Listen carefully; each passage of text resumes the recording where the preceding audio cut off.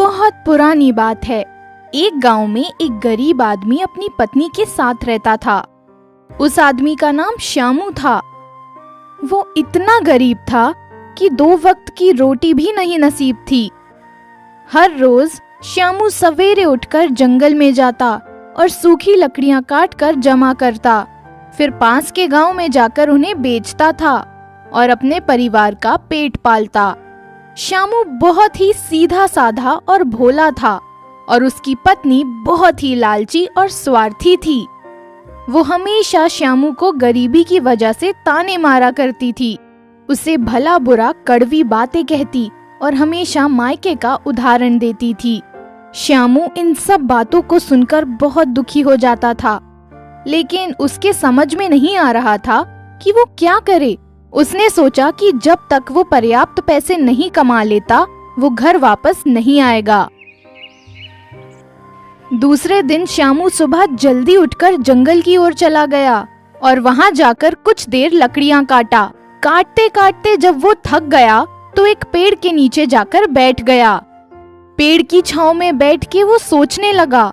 उसके समझ में नहीं आ रहा था कि क्या करे। वो चेहरे पे बड़ी उदासी लिए हुए वो पेड़ के नीचे बैठकर सोच में डूब गया।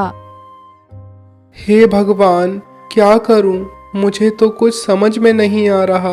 मैं अपनी पत्नी का पेट कैसे पालूं? मैं ऐसा क्या करूं कि मेरे पास पैसा आ जाए? मैं तो अपनी पत्नी का ढंग से पेट भी नहीं पाल सकता, ढंग से उसे 2 वक्त की रोटी भी नहीं दे सकता। कैसा पति हूं मैं? श्यामू थकान के मारे और सोचते सोचते उसी पेड़ में नीचे सो जाता है। कुछ देर बाद जब उसकी आंख खुलती है तो वो अपने आप को कोसने लग जाता है। हे भगवान, मैं सो कैसे गया? आज सोचा था कि बिना पैसे कमाए घर नहीं जाऊंगा, लेकिन अब तो शाम हो चली है। आज फिर से मैं अपनी पत्नी को पेट भर खाना नहीं खिला पाऊंगा। मैं घर कैसे जाऊं? मैंने तो सोचा था कि जब तक पर्याप्त पैसे नहीं कमा लेता घर नहीं लौटूंगा, लेकिन अब तो घर जाने की सिवा और कोई चारा भी ना है। चलो इतनी ही लकड़ियों को बेचकर घर चला जाता हूँ। श्यामू उदास मन से जो थोड़ा बहुत लकड़ियां काटे रहता है उन्हें समेटता है और पास के गांव में जाकर बेच आता है, और जो थोड़े बहुत पैसे मिलते हैं उनसे अपनी पत्नी के लिए अनाज लेकर घर की ओर चल देता है। आ गए जी आप। आज आने में बहुत देर कर दी। जरूर ही आज बहुत पैसे कमा कर लाए हैं, तभी आने में देर हो गई। श्यामू थोड़ी देर तक चुप रहा।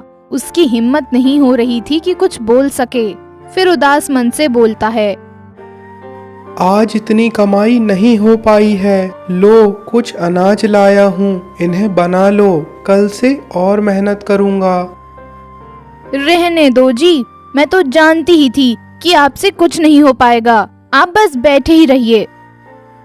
श्यामू की पत्नी श्यामू को भला बुरा सुनाकर गुस्से में वहां से चली गई। रात में दोनों खाना खाकर लेट जाते हैं, लेकिन श्यामू को रात भर नींद नहीं आती। वो बस सोचता रहता है कि वो ऐसा क्या करे कि उसकी पत्नी एकदम खुश हो जाए।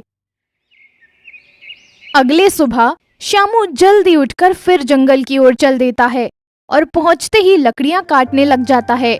काटते काटते जब वो थक जाता है तो एक पेड़ के नीचे बैठ के आराम करने लगता है और फिर सोचने लग जाता है। तभी वहां से एक साधु गुजर रहे होते हैं।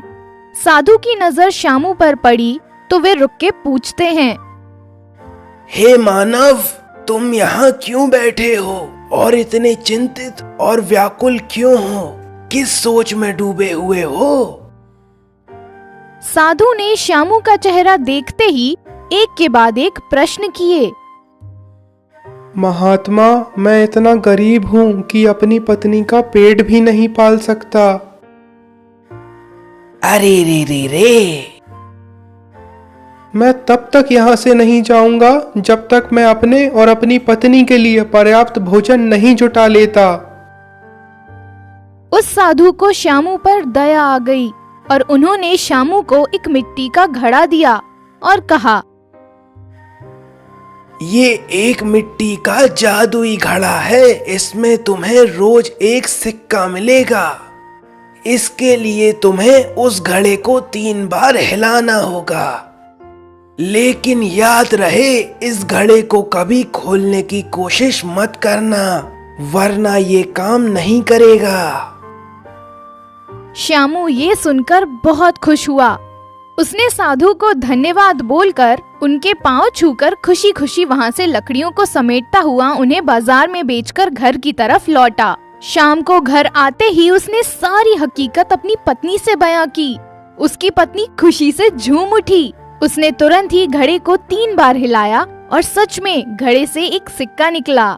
श्यामू उस सिक्के को लेकर दुकान ले जाके खाने का कुछ प्रबंध किया और दोनों पति पत्नी खा पीकर आराम से चैन की नींद सो गए। उसकी जिंदगी ऐसे ही कुछ दिनों तक चलती रही। अब उनकी हालत में पहले से काफी ज्यादा सुधार होने लगा था। श्यामू रोज घड़े को 3 बार हिलाता, सिक्का लेता और फिर बाजार जाकर खाने का सामान ले आता। एक दिन श्यामू हर दिन की तरह सुबह काम पे चला गया और उसकी पत्नी को लालच सवार हुई और उसने सोचा, क्या रोज रोज एक सिक्का निकाले, सब सिक्के एक ही बार में निकाल लेती हूँ। रोज की झंझट से छुटकारा मिल जाएगा और फिर मैं सबसे अमीर बन जाऊंगी।